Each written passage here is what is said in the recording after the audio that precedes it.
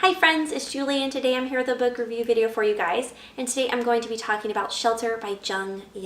And I was actually recommended this book by a fellow booktuber and one of my friends on here, and that is Kate at Kate File. She left a comment on my favorites of 2016 video and told me, if you enjoyed Everything I Never Told You, then I definitely think you should pick up Shelter. I think you'd really enjoy it. And so that's just been in the back of my mind for the last few months.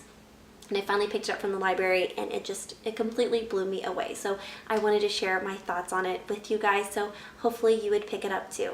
So at the very beginning of this book, we are introduced to our main character, who is Kai Jung, and he is a Korean man living in the United States. He's in his early 30s, I believe. He's married, he has a son, and he's just going through a little bit of a rough time right now. He's not really enjoying his job. Him and his wife are struggling financially. They're having a hard time paying the bills. They're in a lot of credit card debt, and they've recently discovered that they owe way more on their house than what it's even worth anymore. So one day they have a realtor come over and just kind of look around and see, what their options are when it comes to selling. And while she's there, she notices what appears to be a naked woman out in their backyard. And so Kai Jung goes out to kind of investigate, and sure enough, there is this woman. She's naked and she's bruised and bloodied, and looks like she's just been through something really horrific. And Kai Jung recognizes this woman because it's actually his mother, and the story just takes off from there. So there are definitely some mystery thriller elements to this book, but I wouldn't say that's the driving force of this novel, because a lot of the mystery is revealed about halfway through. She does leave a few surprises for the end, but they're not super shocking. For me, the driving force of this book was definitely the family drama and all the different family dynamics that we see, because we really take this in-depth look at this family and the relationships, particularly Kai Jung's relationship with his parents. It isn't the best. They've told him so many times how much of a disappointment he is to them. He isn't the perfect Korean son. And so Kai Jung has just kind of distanced himself from his parents. And there were some things that happened while he was growing up that Kai Jung still isn't over, and all of that just resurfaces in this novel. And all of that really affects, Kai Jung's relationship with his wife. He's in an interracial marriage. His wife isn't Korean, she's Irish. And so she doesn't understand all of the stuff that, has went on between Kai Jung and his parents. She just doesn't understand all the Korean traditions and things like that.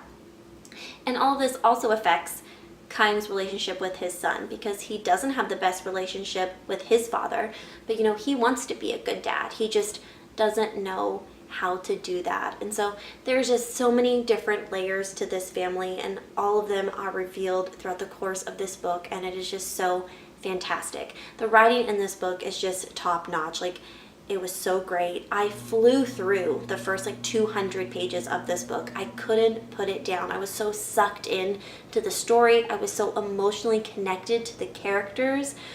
But I will say, Kai Jung is not a very likable main character. He is one of those main characters that just makes you so angry. You want to jump into the book and just shake him and be like, why are you making all of these terrible decisions? Why are you ruining your life? He is one of those main characters.